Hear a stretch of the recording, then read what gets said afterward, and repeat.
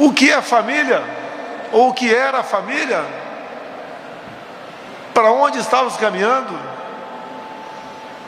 Por favor, eu tenho meu nome, é Jair Messias Bolsonaro, mas é uma opção dos meus pais dar esse nome para mim. Quem estaria no meu lugar caso aquela facada tivesse atingido seus objetivos? Como estaria a economia do nosso Brasil, tendo em vista que a ideologia dessa pessoa é semelhante àquela que está na Argentina ou está na Venezuela? Como seria tratado o Brasil como um todo na questão de lockdowns, medidas restritivas, toques de recolher? Que Brasil é esse onde alguns governadores e alguns prefeitos, além de tirar por decreto o direito de ir e vir da sua população, proibiu-os de trabalhar, fechou igrejas? Eu tinha poder para fazer tudo isso, não fechei uma só casa de comércio.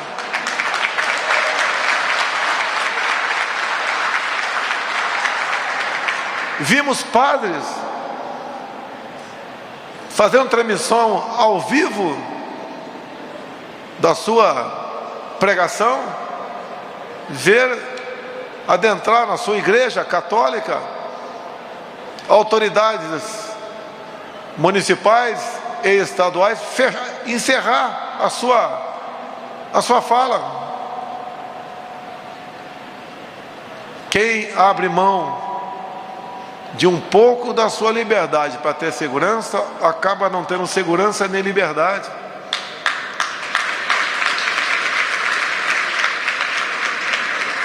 Falam que todo o poder emana do povo, mas vocês leem, por vezes, parte desse dispositivo constitucional, que é exercido por aqueles que vocês elegem. Quem representa vocês hoje aqui sou eu, queiram, alguns queiram ou não.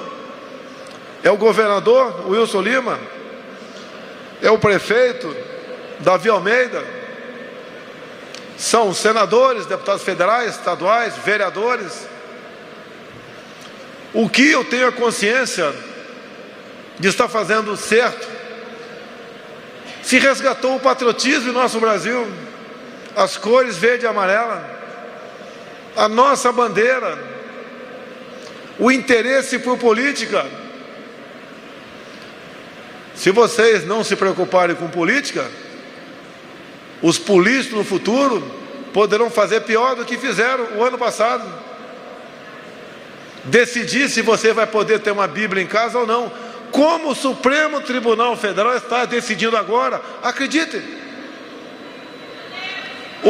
uma lei estadual de Santa Catarina está na mão de uma ministra do Supremo Tribunal Federal e ela já adiantou seu voto. O que diz a lei estadual? O que é uma biblioteca, a não ser um local para ter livros? Está decidindo anular, revogar uma lei estadual onde diz que nas bibliotecas devem conter também Bíblias. Bíblia deixou de ser um livro? Lê quem quer, acredite quem quer. Quem não acredita, o que nós podemos fazer? Tenta evangelizar. E nós sabemos uma coisa que é óbvio, mas parece que alguns não sabem, em especial algumas autoridades: todos nós vamos morrer um dia. Eu não morri em 2018, pela mão de Deus. E parece que algumas pessoas vão ter a vida eterna. Não, muito pelo contrário. Tem uma passagem bíblica, uma compilação de uma parte bíblica que diz o seguinte: nada temeis, nem mesmo a morte, a não ser a morte eterna. Para onde vamos? O que é a religião? O que é a fé? O que nos une? O que faz que cada um de nós, muitas vezes, vemos a conter os nossos impulsos, senão a religião, senão a fé. Porque muitas vezes, quando certas pessoas cometem um crime, cai na real, depois, o que eu fiz?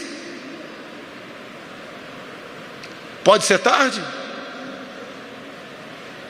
Para Deus, tudo é possível. Quem nós somos? O que nós queremos para os nossos filhos e nossos netos? O Brasil de amanhã é o que cada um de vocês fizer hoje. Não pode delegar essa responsabilidade para uma só pessoa. Como estaria o Brasil se aquele que perdeu para nós em 2018 tivesse sentado na cadeira presidencial?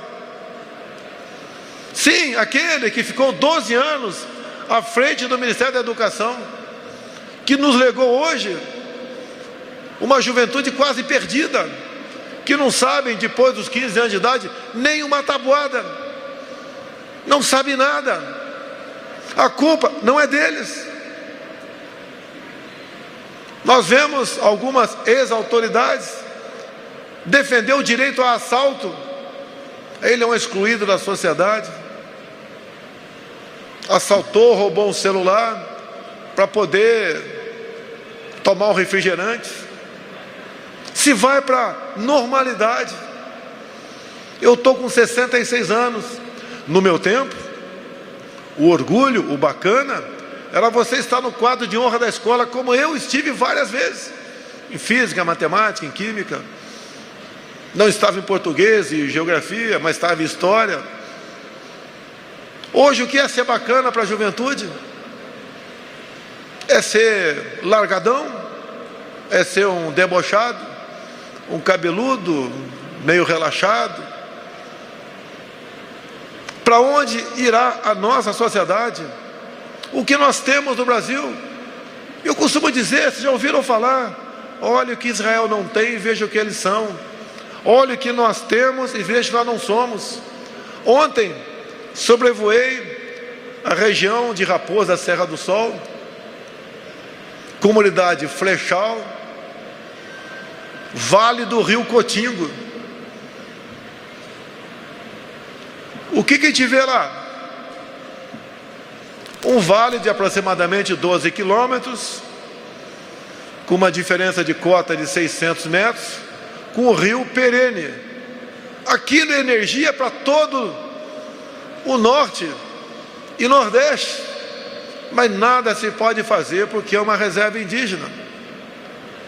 E eu parei, fui conversar com a comunidade Flechal. E o que eles querem? Eles querem que o nosso projeto, que está no Congresso, seja aprovado, que dá o direito aos irmãos indígenas fazer na tua terra o que um fazendeiro faz na terra vizinha. Eles querem plantar, garimpar, se for o caso, construir pequenas hidrelétricas, que seriam pequenas, mas de grande potencial, naquela região. Eles querem evoluir, querem crescer, querem ser gente igual a nós, e são gente igual a nós. Vocês repararam que quando eu cheguei ao governo, vocês não estão vendo mais invasões de terra por parte do MST? Alguma coisa foi feita. Praticamente não temos mais conflitos indígenas no Brasil. Alguma coisa foi feita. Trabalho da Damares, do Xavier da FUNAI, do Anderson aqui da Justiça, entre tantos outros. A gente não para, trabalha incessantemente. Como eram escolhidos os ministros, os presidentes estatais e de banco no passado recente? Com qual critério? Com que interesse? O que era governabilidade e o que é hoje? Se for falar em recursos, em 2015, o prejuízo das estatais estava alto. Em 2020, o lucro foi alto. A diferença, na casa dos 100 bilhões de reais, só com estatais. Para onde ia esse dinheiro? Os Correios estão dando lucro fabuloso. Itaipu Binacional, que quase nada investia, investiu 2,5 bilhões ano passado. O BNDES, que era assaltado para fazer obras fora do Brasil, não existe mais. Como era loteada a Caixa Econômica Federal, o Banco do Brasil. Os senhores pensam que é fácil agir dessa maneira? De parte da mídia, mostrando que não é fácil, me acusam de tudo. Até de uma matéria que eu leio numa revista, eu sou acusado de fazer fake news. Tudo é fake news, tudo é ato antidemocrático. Nós temos algo, me desculpe, a pessoa adequada para falar isso não sou eu, que não é a minha formação, mas entendo que temos algo mais importante que a nossa vida, é a nossa liberdade.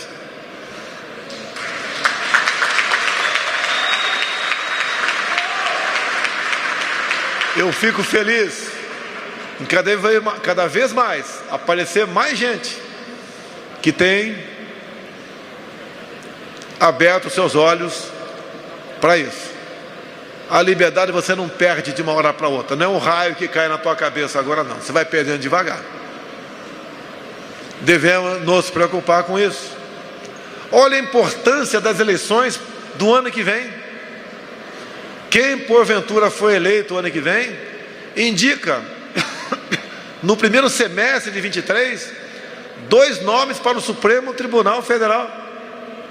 A renovação é saudável no Executivo, no Legislativo e no Judiciário.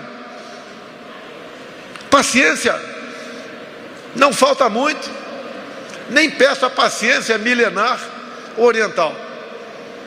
De pouco tempo, as coisas mudam. Não são fáceis de resolver as coisas. Na Venezuela pregaram a facilidade, olha onde chegou. Também no dia de ontem estive na Operação Acolhida de Boa Vista. É triste ver a quantidade de mulheres e crianças, mulheres grávidas ainda, fugindo da fome, chegando ao Brasil em troca de um prato de comida. Eles ganham em média 10 quilos que perderam em poucas semanas. Olha para onde esse país riquíssimo na América do Sul foi, riquíssimo em ouro e petróleo, um país da OPEP, o povo passando fome, fugindo. Isso não pode acontecer no Brasil. O que não pode acontecer no Brasil? Vai dar suas escolhas. A gasolina está cara. Quem não sabe disso? Está no mundo todo. Alimentação aumentou, gás aumentou. E o ano passado? Fique em casa que a economia te vê depois. Talvez o único chefe de Estado do globo que falou que tinha que cuidar, que tinha que combater o vírus do desemprego fui eu.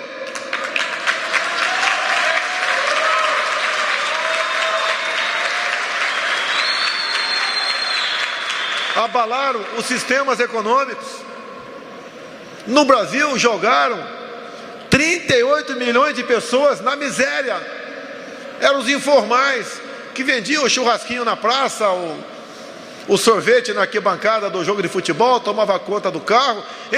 Essas pessoas trabalhavam de manhã para comer à noite, para dar de comer para a tua família à noite. Foram obrigados a ficar dentro de casa.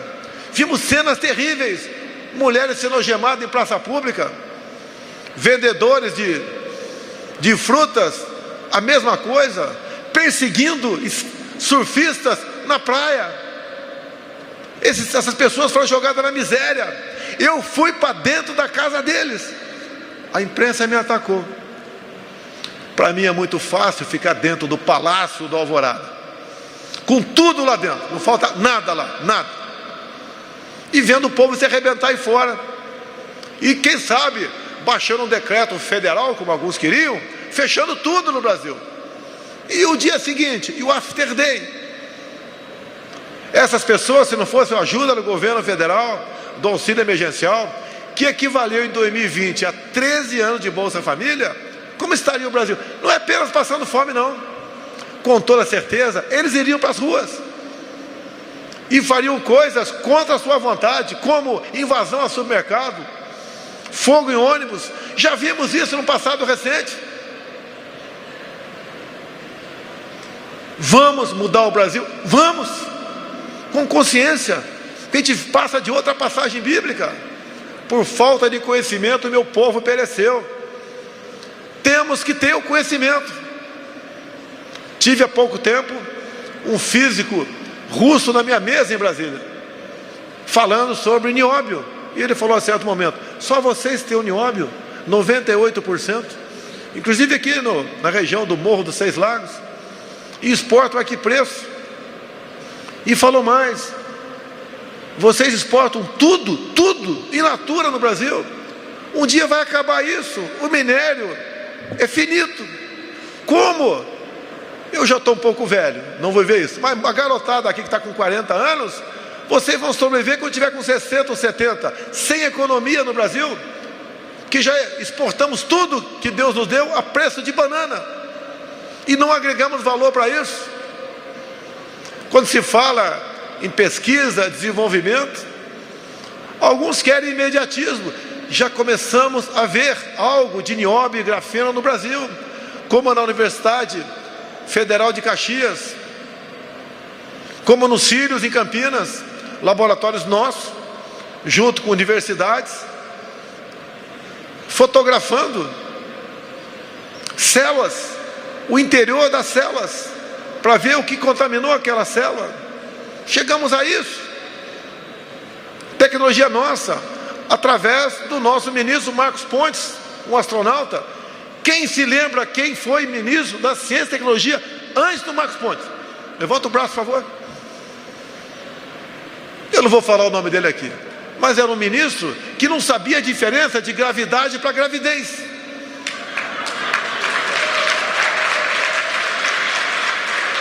Nós temos um potencial fantástico no Brasil. Muitos cérebros no Brasil vão embora, não ficam aqui.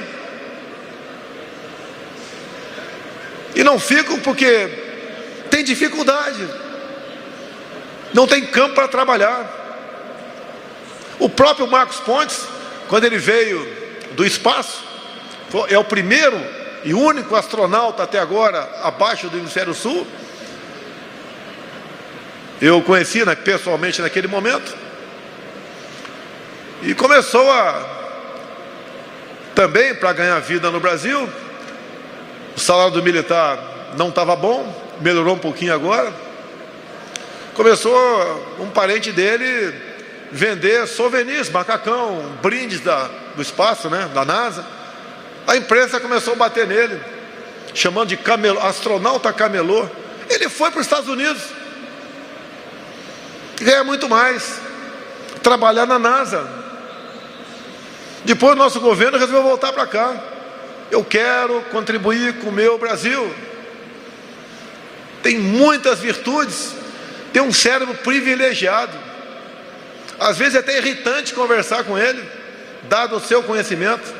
E eu perguntei para ele outro dia: a que altura você esteve? Eu tive a 400 quilômetros, uma altura equivalente a Rio-São Paulo. Como é que é o muro de lá? Temos outra visão. E aquela mesa que eu falei agora há pouco, quem somos nós? Da onde viemos? Para onde vamos? É bom não pensar muito sobre isso. Confiar, ter fé, fazer a sua parte, preservar a família. Por aí, repito, a única certeza de todos nós é que um dia partiremos.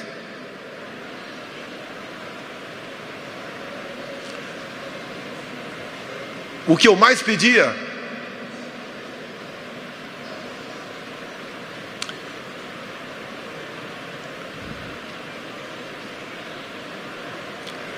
naquele momento de angústia, 2018, não era ser eleito, era não deixar minha filha órfã. Será que é tão difícil? Como é difícil fazer a coisa certa. Como seria fácil para mim estar do outro lado. Participando de banquetes com champanhe, com comidas caríssimas, ignorando vocês, porque é quase uma norma, tem exceções e bastante. No meio político, como é duro estar no meio do povo, como é fácil estar do outro lado. Temos pessoas excepcionais no Brasil. Às vezes nós ignoramos as pessoas e procuramos o lado mais fácil, aquele que fala: eu vou resolver seus problemas, eu vou te arranjar emprego. O preço do gás vai ser esse. Eu vou mandar a Petrobras baixar o preço do combustível. Eu vou mandar a Casa da Moeda rodar 300 bilhões de reais para atender os mais pobres. Na Venezuela foi assim. Olha a facilidade. Eu não posso trazer a insegurança aqui para o Brasil. Lembra do que me acusavam? De tudo. Homofóbico, racista, fascista, misógino, não gosta de nordestinos, não gosta de mulher, não sei o quê. Me acusavam de tudo, mas não me chamavam de corrupto.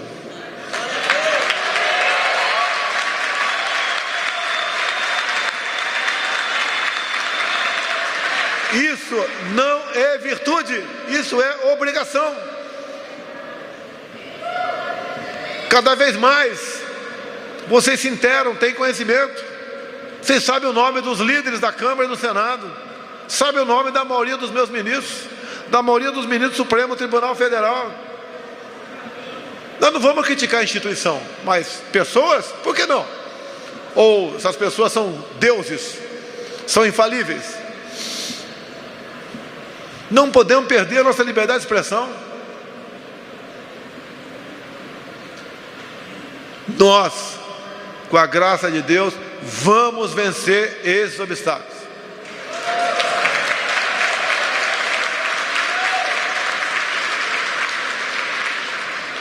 Imaginem, repito, se o outro lado tiver chegado à presidência da República.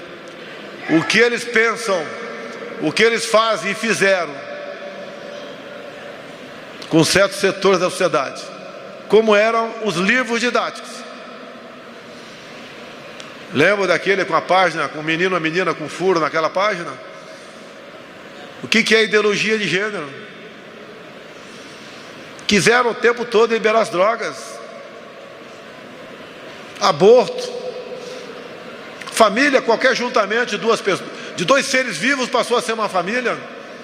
E a família está definida na Bíblia, não tem emenda à Bíblia. E está definido na Constituição também. Na Constituição diz que é homem e mulher. Se eu não me engano, o artigo 236. Ninguém aqui vai perseguir ninguém. Cada um seja feliz. Está com a sua consciência em paz, vai ser feliz. Agora, eu não quero impor. Eu não quero impor meu comportamento para ninguém. Então ninguém pode impor seu comportamento para nós também. Cada um é responsável pelos seus atos. Chama-se liberdade. Se a pessoa não acredita na vida eterna ou na morte eterna, se explique. Na própria Bíblia tem passagem, né? Eu não sou um estudioso da Bíblia, já li uma vez, quando estava na fronteira lá em Newark, fala como nós devemos nos comportar. Vai fazer? Você decide. Chama-se o arbítrio. Deus não deu o arbítrio. E quando se está aqui, o pastor, o padre, o cristão dá o seu recado. Agora, o maior recado que ele dá é o exemplo. Assim, nós devemos nos comportar. Assim, nós devemos construir o futuro da nossa pátria. E vamos, por favor, a gente não quer o mal de ninguém, mas vamos aprender com o erro dos outros. Vamos ver como outros países estão se comportando. Podemos citar vários. Como é que está os Estados Unidos, Coreia do Norte, Israel, Argentina, Venezuela. o que nós queremos para o nosso país. E aqueles países onde o povo passou a sofrer, o que foi feito? Quem botou aquela pessoa no poder? Como? O que nós queremos? Nós só podemos colher o que plantamos. Não dá para plantar café e colher jabuticaba. Não dá para você plantar numa pessoa que nunca se emocionou,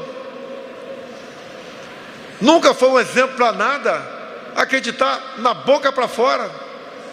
E quando se fala em bancadas, né, é muito comum, a bancada evangélica.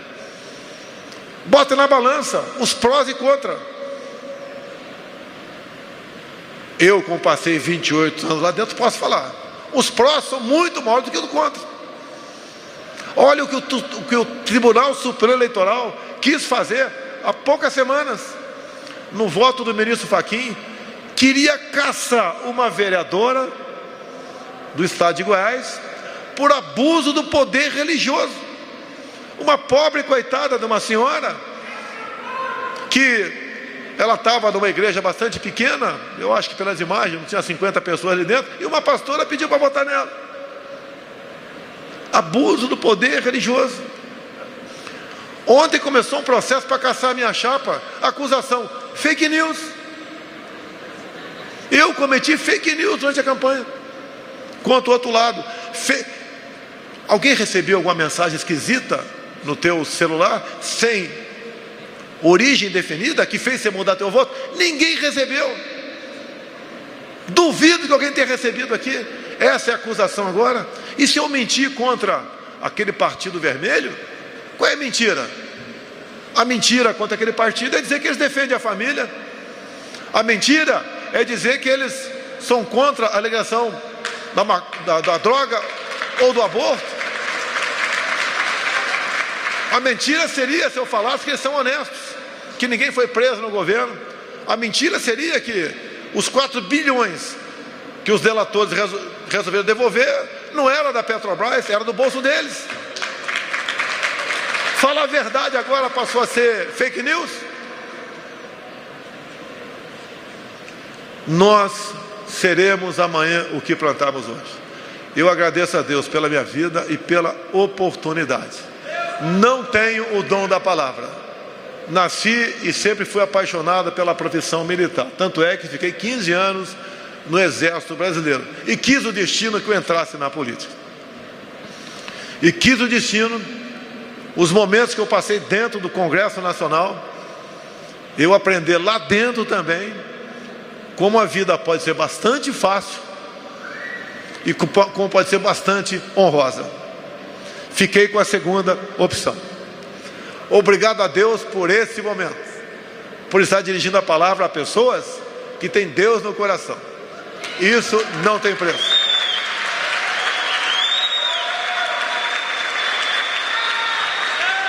O futuro a Deus pertence. A garotada aqui está aqui, porque eu sou bastante velho. Hoje consagrados. Que Deus ilumine cada um de vocês. E muito obrigado por vocês existirem. Deus, pátria, família. Muito obrigado.